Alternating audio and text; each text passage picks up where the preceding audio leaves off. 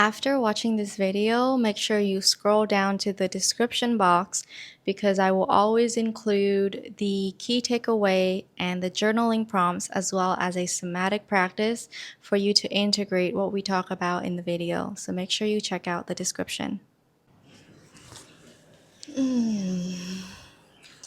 Hello and welcome back to my YouTube channel. I have my Asian mat set up here. Take a look. And I'm just sitting on the top of my rooftop, my apartment rooftop.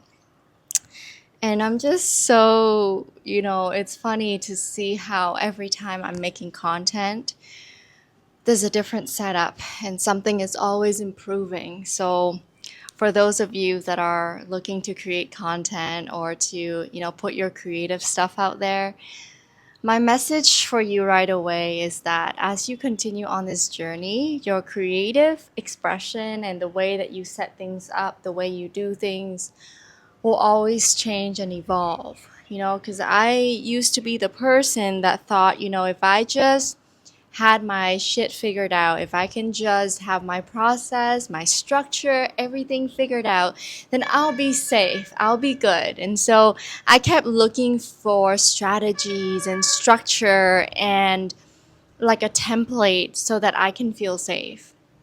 But now I'm realizing feeling safe is within me, and feeling safe is also within you. And yeah, even when everything else changes, you can feel safe within. So, all right, that's the first message for the creative creators, but that's not the entire message of this video. So,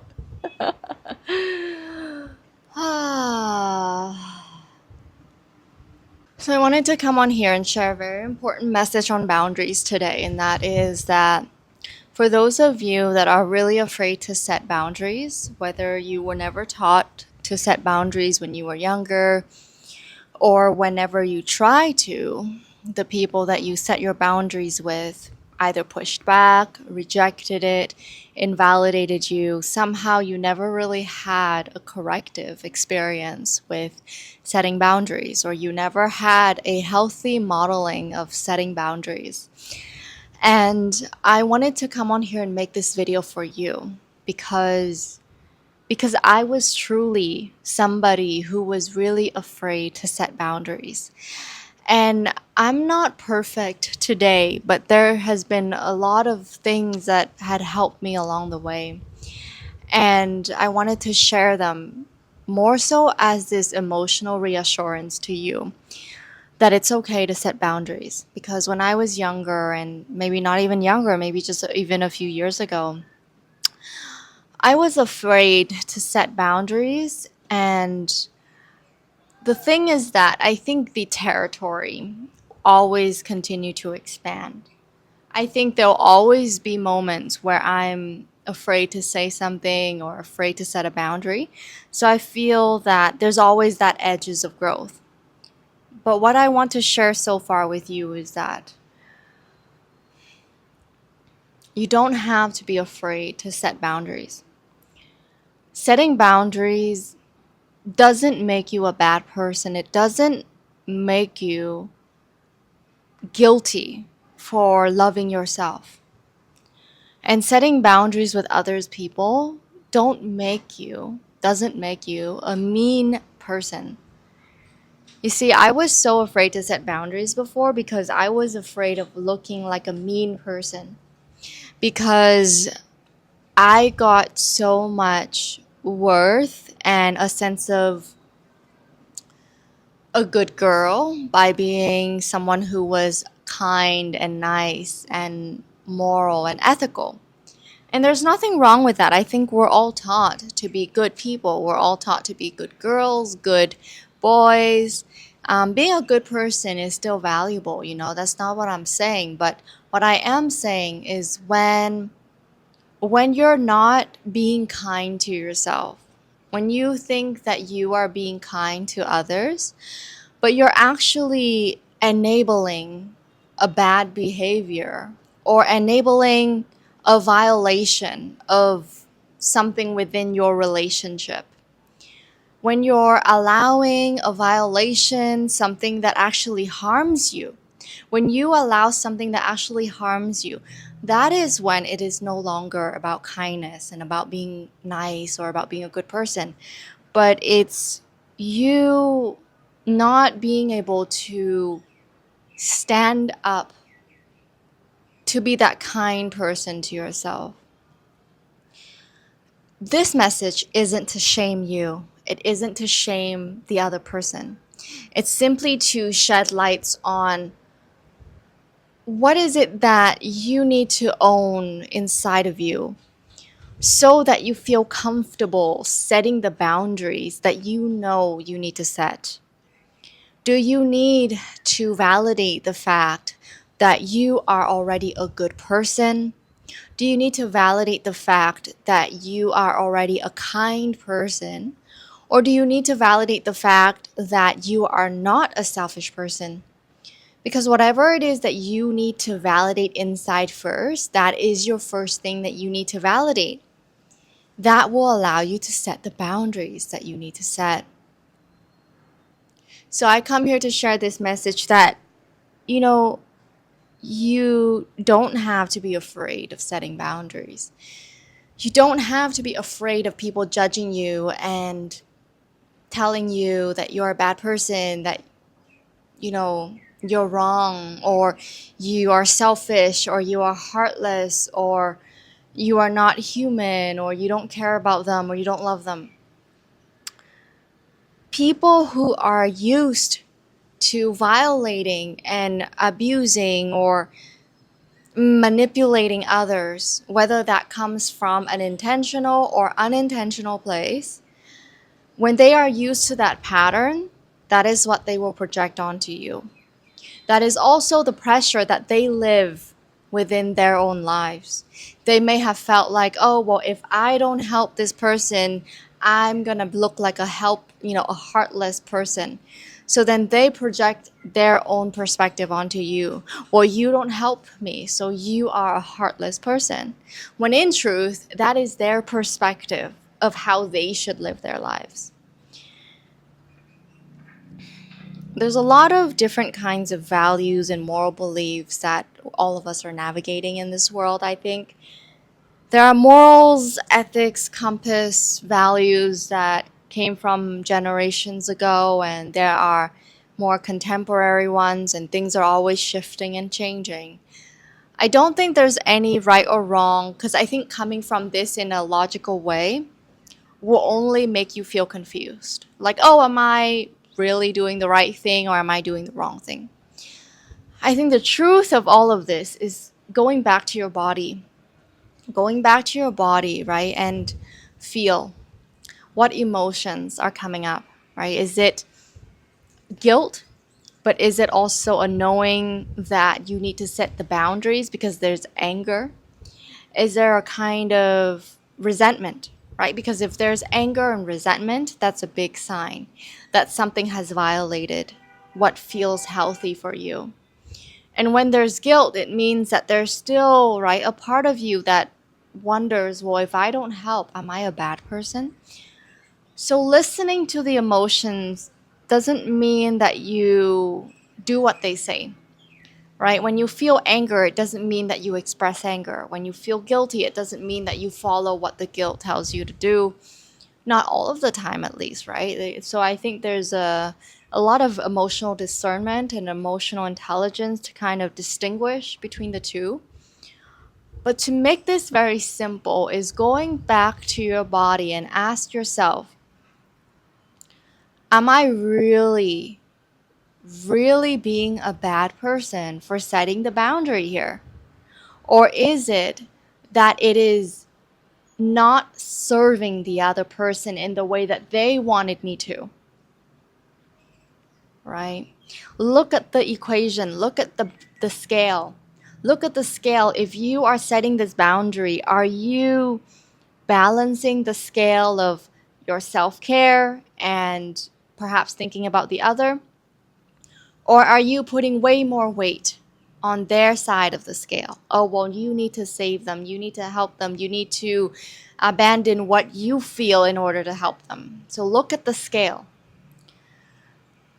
I mean, I'm going to be here and say it's also not a great idea to be like, well, all the weight is on me and I'm going to do whatever to take care of me, and I'm going to violate the other person by not even thinking about how my actions impact them.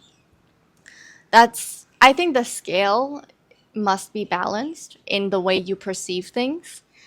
Um, and I'm going to give you a real life example. Maybe I'll give you two. And just to share how I'm doing it in my personal life and see how you can adapt and accommodate it in your own way, or just to see if, that would shine a different perspective. So my mom has this habit of always asking me and my family members for money. And it's coming from a place of my grandma has always sort of helped her ever since she was a little girl. And she doesn't really have financial good habits, or you can call it financial regulation. And so her pattern is asking for money and she doesn't really pay back, and she has a really hard time. So growing up as a kid, I felt a lot of compassion for her, empathy, and guilt, and also secondhand suffering, like a second byproduct suffering. By just being her daughter, by observing, by witnessing, by feeling it in my own body.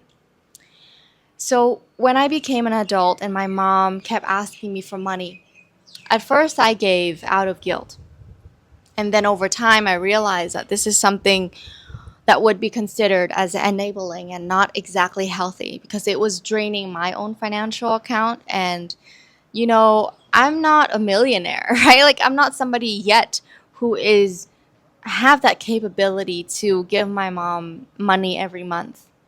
And also, at the moment, because that's not within my capacity, it is not my responsibility to take care of what I cannot take care of, right? Like when she asked me to take care of the rent or a house mortgage, a lot of the big bills that weren't really my responsibility too, it felt like a violation of what feels healthy for me. There's a part of me, the spiritual, the part of me that you can call God consciousness, hopes and wishes that I can just have all the capacity to help her, you know? Um, but then there's the human aspect of me that's like, practically, that is not possible, at least not right now. And so I have to really distinguish what is within my capacity and what isn't.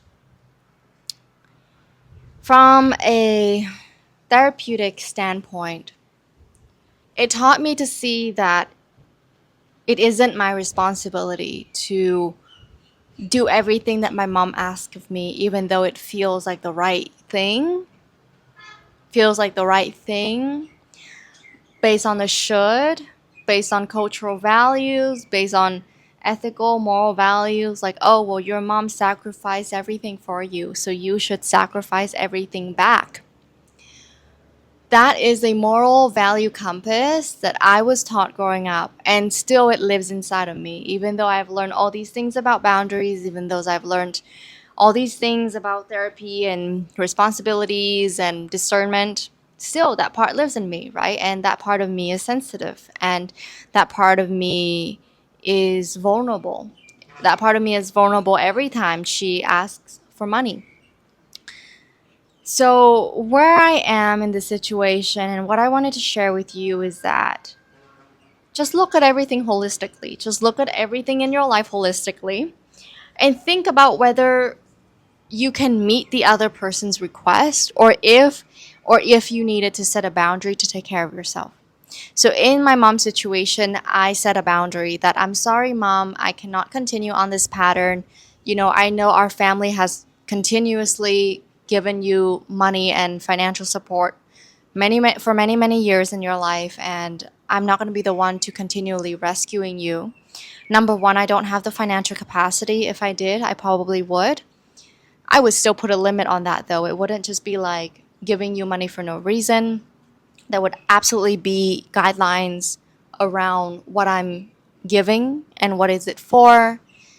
Um, Number two, yeah, like it's not so because it's not within my capacity. Number two is I can't do it, and it's also um, not my responsibility. All of the choices that you've made in your life, it is not my responsibility that the consequences of your choices is now something I have to resolve.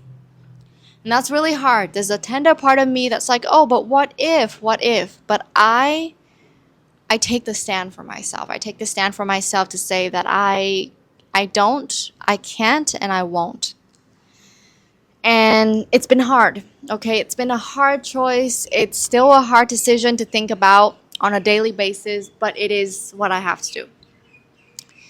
So you might have, come across that choice in your life where it feels like the right thing to do. It feels like something you've been taught growing up, but there's a part of you that no, it's not. And it's ultimately up to you to take the stance on what feels right.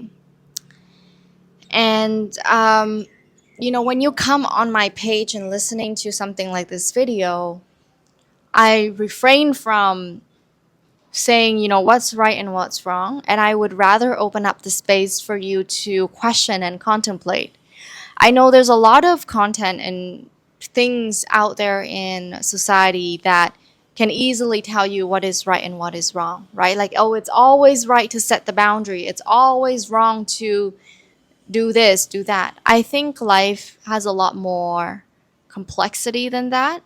And every personal situation requires a lot of thinking or, just being with, right? And so I leave this space for you to think about your whole life in a holistic way. Think for yourself, think for the person that's asking from you, think of what is best in the situation. Sometimes you can even ask God, like, what is the best situation? What's the best thing in this situation? Please guide me.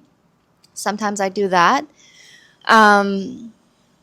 So I'm going to go to the next situation because I think this one is actually a bit more clear cut. The second situation is with a client that I had. So I've been working with this client for about 3 months. And throughout the relationship, I felt like it was no longer working. There wasn't an alignment anymore. There was a dysfunctional power dynamic that wasn't named. A lot of the things that felt wrong and misaligned were actually invisible.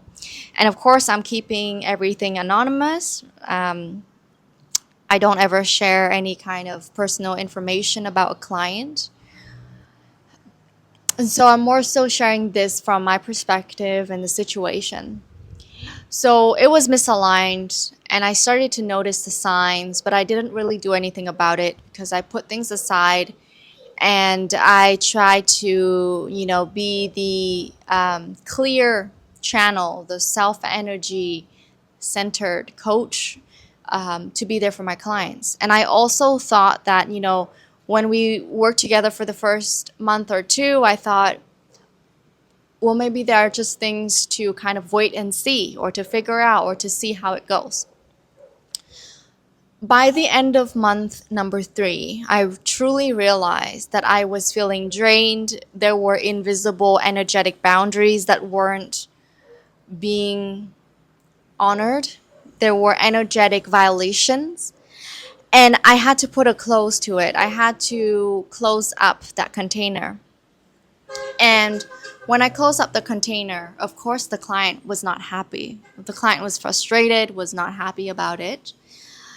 And there was a part of me that asked, did I do something wrong? Was I supposed to be the coach that's just available for the client because they are a client and I'm the coach and my role is to support them and not think about me?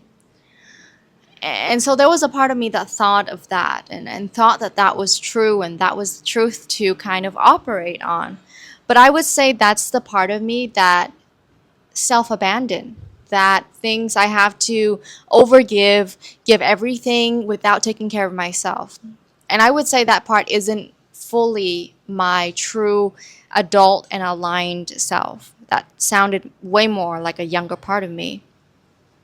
You might relate to that, when you feel into a situation, you feel that there's a younger part of you that's still believing an old belief that you have to self abandon or give all of yourself away, not care about yourself to help another person because that's a good thing to do. So, with a bit of time after reflecting, I canceled the working relationship and I realized that it was true. There was a lot of energetic violation, and if I had continued out of force, out of sheer will, it wouldn't have worked, and it wasn't truly aligned. So when I canceled, I felt like I was truly operating from my self alignment, my adult self that made the decision, this isn't alignment. You're not a bad person, I'm not a bad person, but when we are interacting, when we are in this dynamic together, it's not correct, and I can feel it, right? And maybe you can feel in your situation too, it's something is not right. You can feel it. Sometimes it's hard to name it right away, but you can feel something. And so the message that I want to relay is to listen to that feeling, to listen to that inner knowing and that intuition that tells you something is off and that there needs to be a boundary to be established, to shift the dynamic or to create an environment where your needs can be met or their needs, whatever that is. So, when it comes to boundaries, I think the message that I want you to walk away with is that listen to your body. Your body knows the cue, it has the cue. Listen to your body, listen to your emotion, listen to your anger, listen to your guilt, listen to all of the emotions, and don't react from them, but choose to listen and choose to make a conscious choice from what feels like your inner peace, your centeredness, your rootedness, your groundedness. That's what I want to encourage for all of you who are watching this video, because once upon a time it was hard for me to really set the boundaries, and it's gotten a lot easier, of course, over time. It's still hard, but it's something that I'm actively doing and working and embodying every day. And I'm coming here to share not as an expert on the topic, because I feel that I'm still a practitioner, but I'm coming here to share that there's a lot that we can incorporate and feel and embody as we keep practicing setting boundaries. And there's a long way that we would have walked, when we look back and say, oh, I started setting boundaries 3 years ago. Look at how far I've come. There's still far more to go, but look at how far I've come. So that's kind of the perspective I wanted to share, because me 3 to 5 years ago, oh gosh, it would have been way worse. And me 10 years ago, it would have been like zero. I would have said I had zero boundaries. So me now, 10 years later, from the little girl who was in high school and being bullied and trying to fawn and please the bullies and trying to be friends with them, like 10 years later, I'm in a completely different spot, right? There's still so much more to go, but this is an incredible place to be. And so I'm sharing this video from that place. And also to say that, I encourage you to look at your own journey too. You might be at the very beginning where you just learned the word boundary and what it means. Or you may be somewhere in the middle where you have already started practicing and implementing it in your life, and it's still wobbly, but you're doing it. And maybe you're at the part where you feel solid in setting boundaries, and great for you. And so I think wherever you are on that journey, take this moment to reflect and clap and cheer yourself up for how far you have come. Even if you're at the starting of your journey, like, wow, you have come far enough to recognize that boundaries is important, in terms of learning about it. Or you have come so far that you're so solid, or you're so wobbly still, but you've come so far. So I feel like I've shared all the things in my heart about that today, and there's so much more I can share, but I feel that I'm gonna save your this zest of sharing and creation. And I'm just so grateful that you are here with me today, and you're sitting on my Asian mat with me from wherever you're watching, and you're here and you're spending time. One thing I'll say is that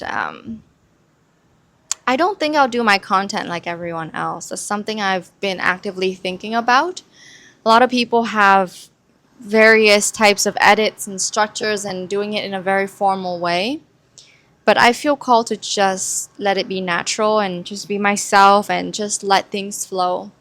So if that's something that you enjoy from me, please let me know in the comments. I'm curious to see how my content, the way I deliver things, impact you, or how it resonates or lands for you. And your feedback will really help me to stay connected and present to my own creative process. So if you have been here for a while, or you just came here, thank you so much for being here. I'm truly, truly grateful. Truly grateful. And I hope you would say hi. And I'm so thankful for you. So thank you very much.